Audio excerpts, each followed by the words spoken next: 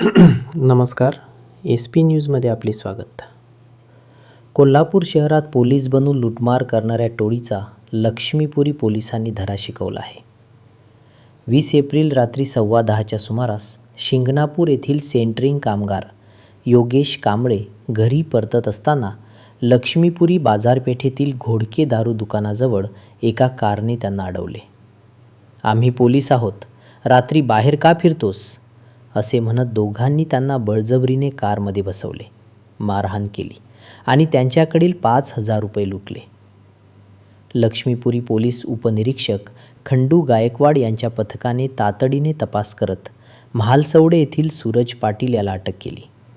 त्याच्याकडून गुन्ह्यात वापरलेली कार आणि 1,000 रुपये जप्त करण्यात आले आहेत. दुसरा साथीदार फरारी आहे. त्याचा शोध सुरू आहे. नागरिकांना पोलिसांनी आवाहन केले आहे की रात्री कोणी पोलीस असल्याचे सांगितल्यास घाबरू नका.